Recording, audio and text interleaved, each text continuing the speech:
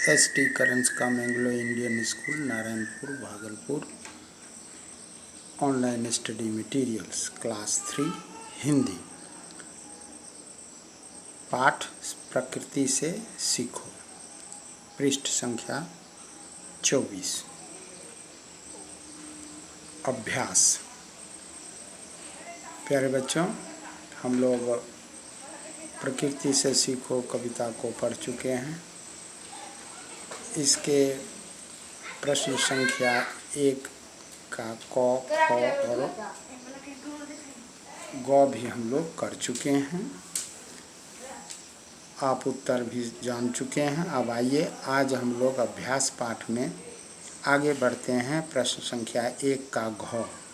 आप अपनी किताब निकालें, पृष्ठ संख्या 24, और उसमें आप इन प्रश्नों को पाएंगे। आइए हम इसके उत्तर को बताते हैं। घ में प्रश्न है, यह कविता हमें क्या शिक्षा देती है? यानी प्रकृति से सीखो जो कविता है, इससे हम क्या सीख पाते हैं हम।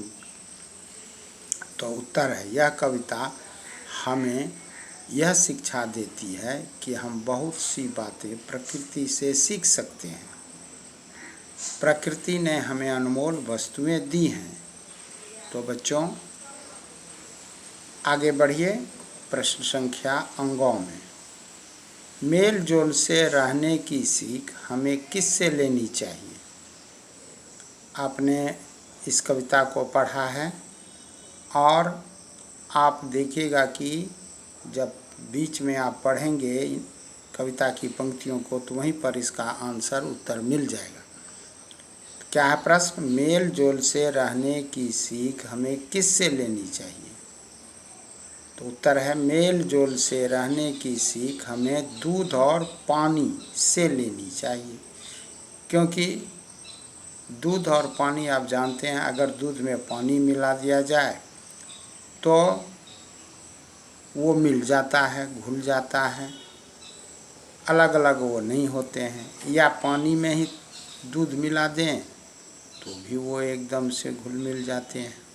इस तरह से मेल जोल होनी चाहिए आपस में, प्रकृति यह हमें सिखाती है। आइए आगे बढ़ते हैं। प्रश्न संख्या 2 में, क्वेश्चन नंबर 2 में आते हैं। देखिए,